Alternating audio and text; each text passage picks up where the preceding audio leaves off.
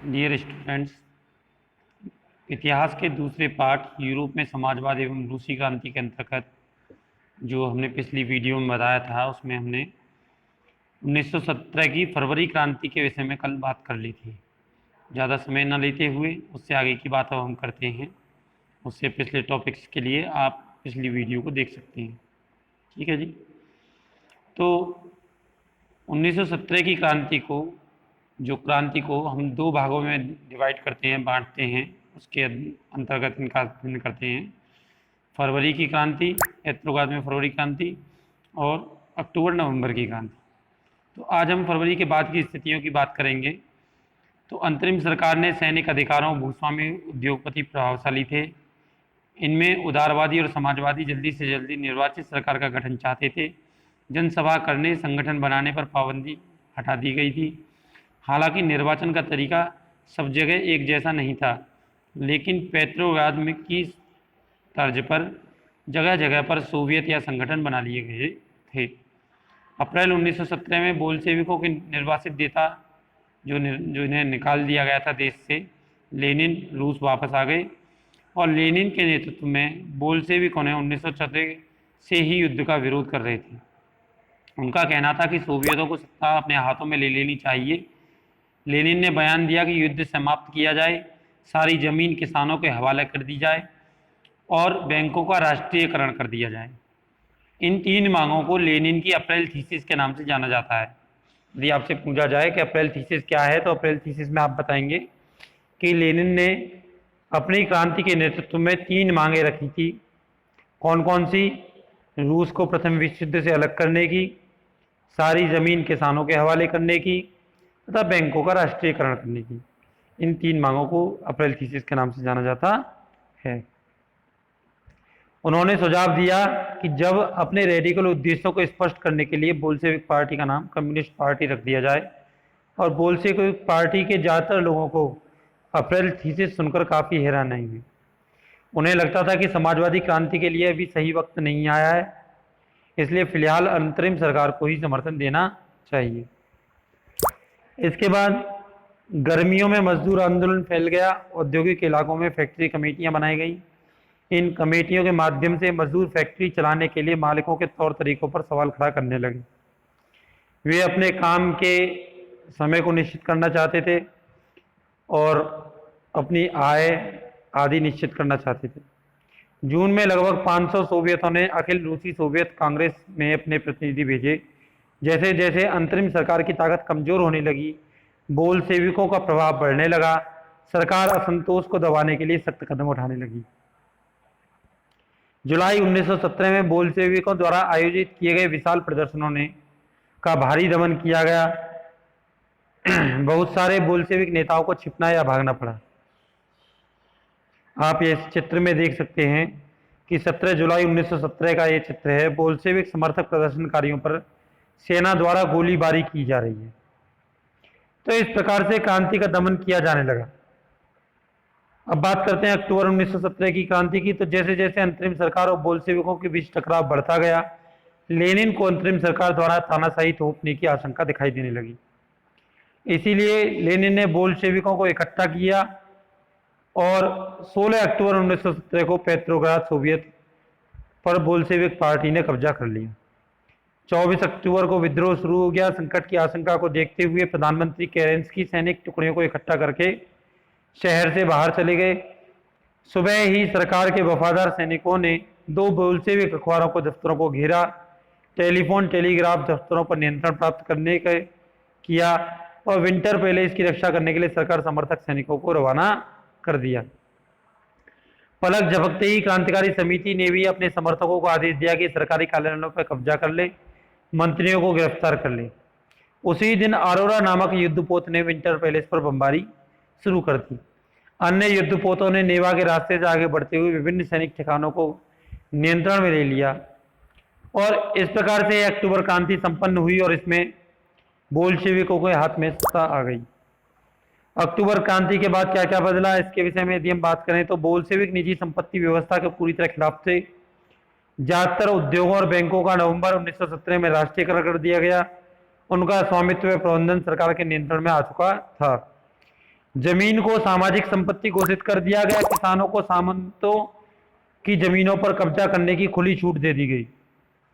रूस को जर्मनी के साथ एक संधि करने के बाद रूस को प्रथम विश्व युद्ध से अलग कर दिया गया। इस प्रकार से अप्रैल थीसिस के अंदर जो जो उन्होंने मांगे रखी थी लेनिन ने, उन सभी अपने वादों को उन्होंने पूरा किया। ठीक है।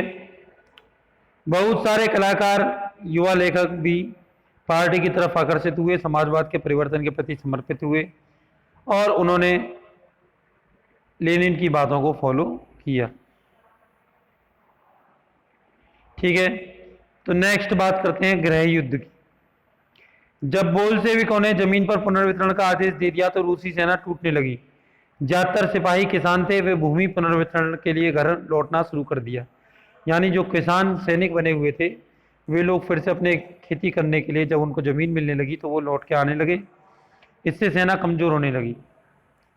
अच्छा, यहाँ पर मैं एक उल्लेख करना चाहूँगा बात का कि जो बोल्शेविक लोग थे वे रेड्स कहलाते थे और जो सामाजिक क्रांतिकारी थे वे ग्रीन्स और जार समर्थक लोग जो थे वे वाइट्स कहलाते थे। ठीक है। ये चीज़ें आपको नॉलेज होनी चाहिए। जैसे आपसे पूछ लिया जाए कि वाइट्स कौन थे तो आप क्या कहेंगे? जो जार के समर्थक लोग थे वो वाइट्स के नाम से जाने जाते थे। इन्हें 3 रंगों के माध्यम से क्लियर कर दिया गया है। तो वाइट्स में जो निजी संपत्ति के हिमायती थे उन्होंने पे जमीन पर कब्जा करने वाले किसानों के खिलाफ काफी सख्त रवैया अपनाया। उनकी इन हरकतों के कारण गैर बोल्शेविकों के प्रति जन समर्थन और भी तेजी से घटने लगा। जनवरी 1920 तक भूतपूर्व रूसी साम्राज्य के ज्यादातर हिस्सों पर बोल्शेविकों का नियंत्रण कायम हो चुका था। उन्हें गैर रूसी राष्ट्रवादियों और मुस्लिम जदीदियों की मदद से यह कामयाबी मिली। जदीदियों के वैसे मैंने बता दिया, रूस में रहने वाले मुस्लिम को जदीदी कहते थे। ठीक है।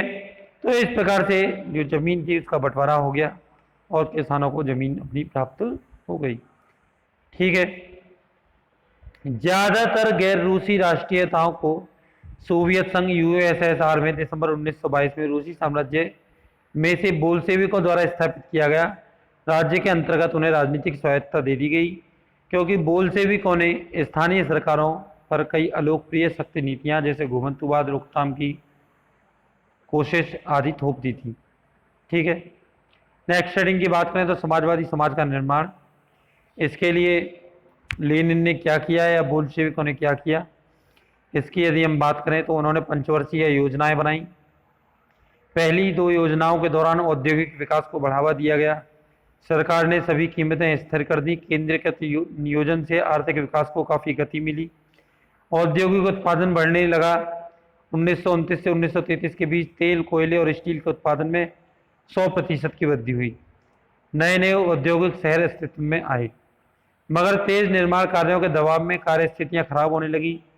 मैग्निटोगोर्स्क शहर में एक स्टील संयंत्र का निर्माण कार्य 3 साल के भीतर ही पूरा कर लिया गया। इस दौरान मजदूरों को बड़ी सख्ती जिंदगी गुजारनी पड़ी, जिसका नतीजा ये हुआ कि पहले ही साल में 550 बार काम रुका।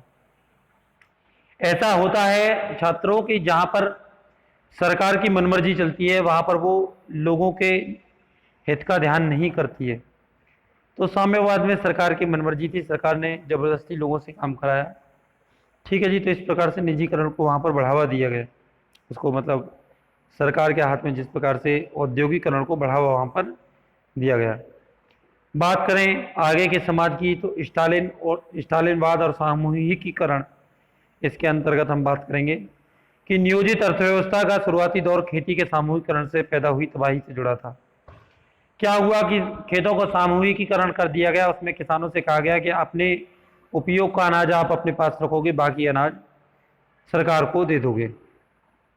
लेनिन के बाद पार्टी की कमान संभाल रहे स्टालिन ने सोचा कि किसान क्या है, सरकार को अपना अनाज देने के लिए तैयार नहीं है। वो अपने जवान अनाज को एकत्रीकरण कर रहे हैं या इकट्ठा कर रहे हैं। धनी किसान जिनको कुलक कहा जाता था, ऐसे लोगों पर उन्होंने छापे पड़वाए और छापे पड़ के उनके अनाजों का उन्होंने अधिग्रहण कर लिया। ठीक है जी। स्टालिन का मानना था कि यदि हमें उपज में वृद्धि करनी है तो हमें छोटे छोटे खेतों के स्थान पर भूमि का सामूहिकीकरण करना होगा और विशाल खेत बनाने होंगे।